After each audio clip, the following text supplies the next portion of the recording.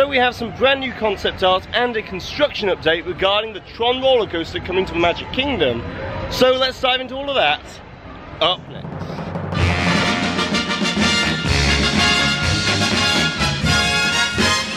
This video is sponsored by Mickey Travels, a platinum level authorized Disney vacation planner which can take the hassle out of all of your vacation planning. So visit the link in the description box to get your free quote today. Hi there Waltoneers, I'm Jack and this is of course DSNY Newscast, and for today we're at the Magic Kingdom because it's been a while since we last checked in on the construction of the TRON Lightcycle Run Rollercoaster. So let's go do that now. As it seems that with all of the new additions and construction taking place ahead of the 50th anniversary of Walt Disney World, this particular project is being somewhat overlooked. As even back at D23 Expo this year, there was no big mention of TRON, except for the fact that we learnt that the official name for this attraction is going to be TRON Lightcycle Run, which was accompanied by this new nighttime look at the completed attraction, which by the way is only the second piece of concept art that we've received for this new TRON edition since July of 2017. However, despite all of that, this new edition is still going to have a pretty big impact on the rest of Tomorrowland, as beyond the obvious guest flow increase in this overall area that a major attraction like this will obviously receive,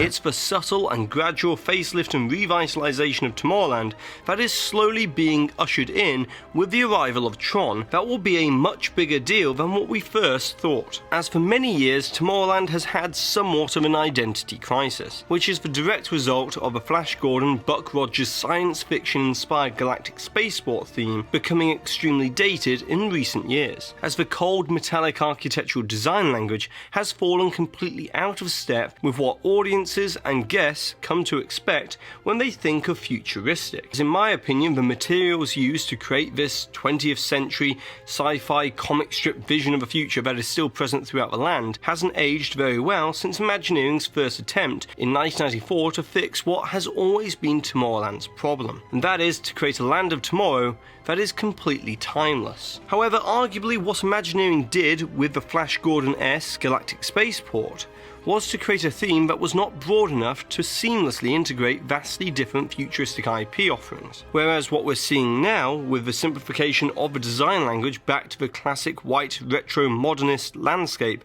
of the 1960s, it finally works for the Tomorrowland theme, as when that clean design aesthetic was used in the 1960s until the 1990s in Tomorrowland, the whole land relied too heavily on bland corporate sponsorships, which in turn meant that the whole land became slightly bland as well. But now that Disney is deciding to use all of these different types of futuristic looking IPs, it requires a blank canvas of sorts to better accommodate a broader spectrum of IP, instead of a very specific and restrictive sci-fi alien spaceport theme, which limited what Disney could realistically integrate. But at long last, all of that metallic looking architecture is being removed, albeit somewhat slowly, as the exterior of Carousel of Progress was the first step in that direction in 2016.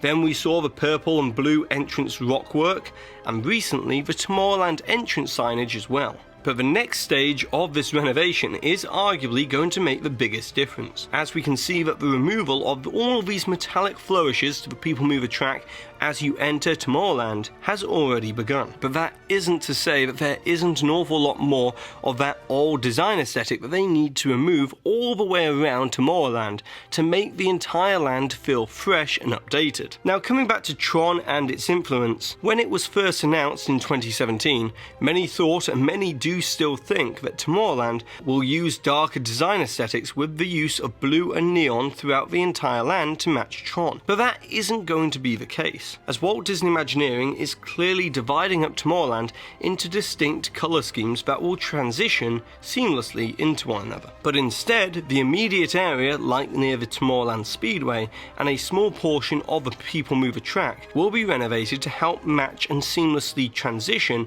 into the TRON design aesthetic as you walk up to that attraction. But now that we've addressed the overall design changes that are going to be coming to Tomorrowland, Now let's get to the Tron construction update. As back in June, all of the interior track had been put into place, as we can see here with this track layout explanation, but now we can see that all of this is almost ready to be fully enclosed within the show building, meaning that we won't likely see the interior show components be implemented in this version. Although it must be said that this will be identical to this footage that we can see here of the Shanghai Disneyland TRON Lightcycle Run Rollercoaster. But where the changes will be most noticeable between the two different versions is the outside layout. As we can see that these new support beams have now been erected that are not going to be for the canopy beams as of yet, but instead are for the outside portion of the track, which is awaiting the installation of a banked turn section that takes place at the beginning of the attraction. Now what's interesting here is between the 2017 concept art and the unreleased 2019 concept art, quite a few refinements have been made to the overall area, such as the removal of the outdoor staircase or escalator leading up to the attraction's indoor queue, as instead it's now been replaced with a two-tier slope that winds around and inside the canopy, with this section here being the entrance walkway into the attraction,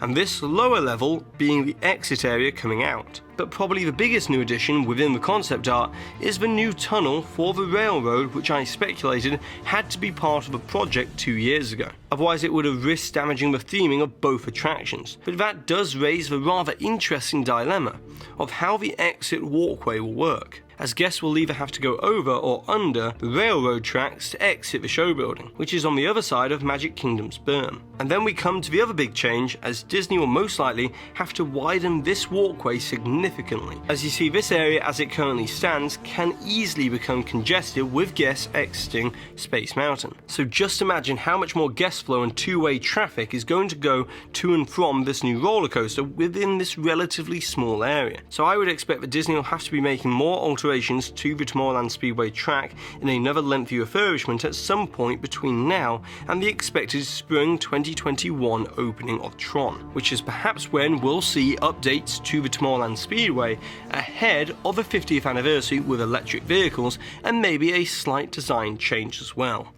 And so when looking at this construction and the level of construction that's already been completed, it will be easy to think that this should be opening a lot earlier than expected. But do take into consideration that there's an awful lot of infrastructure changes that still need to be done on the other side for the entrance and the walkway leading up to the attraction, and also the railroad that will go through the attraction area. So when you think about all of that, the 2021 timeframe for the opening of the TRON Lightcycle Run Rollercoaster makes a lot more sense. But now we've got to talk about the Disney Skyliner operational incident that happened on Saturday night. As you've probably already seen by now, as it was all over social media and covered by some national news outlets as well, that there was an operational incident or unexpected downtime that was the result of 5 Skyliner cabins slowly colliding with each other at 2 miles an hour whilst going through the Riviera Resort station. Now the most important thing here is that no guests were injured, and the glass that you actually see is safety shatter glass from one of the outside vents. But that still didn't stop many people from reporting on this in a sensationalized way or over-dramatizing what actually happened, which I personally feel is kind of irresponsible, as we should all be raising the level of discussion instead of blowing something way out of proportion for some extra exposure. Now from what I understand, the issue that most likely caused this minor incident was the overuse of the line's pauses and stoppages, which going through any one of the stations, much like the one at the Riviera, the Skyliner cabin will detach from the haul rope and then reattach on exit, but too much stopping and starting could cause a slight issue. But either way, there is a reason why Disney has been testing this system for so long, as of course it's expected that there's going to be some slight problems that will arise, as no transportation system is perfect. And then you have the argument that more ventilation is needed for the Skyliner cabins when stationary in these types of situations, which I do kind of agree with, and could easily be implemented with the use of some solar powered fans as I previously stated. But what I think would be most useful in preventing further delays like this in the future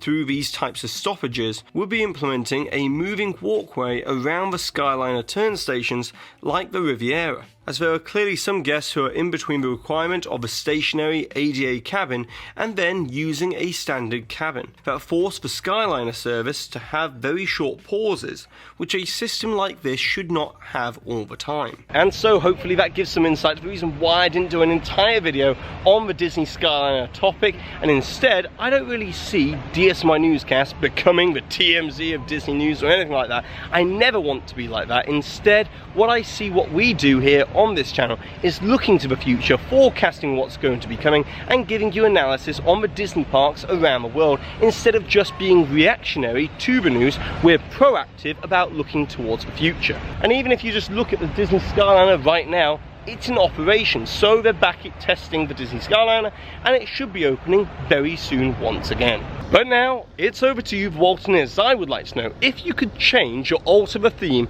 of any land of any Disney park around the world to enhance it like we're seeing with Tomorrowland over at Magic Kingdom with these subtle changes going on, then which land would you alter or enhance? And also, how would you do it and the reason why? And of course, don't forget to put a timestamp for where the hidden Mickey appeared somewhere within this video, along with your suggestion or your comment, to be in with a chance to win one of these official DSNY Newscast enamel pins. And congratulations to this Walternir here for winning this suggestion from a previous video where we're talking all about the Epcot Experience Centre that recently opened at the former Odyssey Pavilion. And so that's it for today. So be sure to go ahead and subscribe down below if you're new to this channel. Hit that notification icon so therefore you always receive an update whenever we release videos, which is usually on a Tuesday and a Thursday, but sometimes we release them at an unusual schedule as well. And also, if you've enjoyed today's video from the Magic Kingdom and also the International Gateway here at Epcot, then be sure to give this video a massive thumbs up, as it really does help this channel out. And I've been Jack, you've been you, and I'll see you real soon.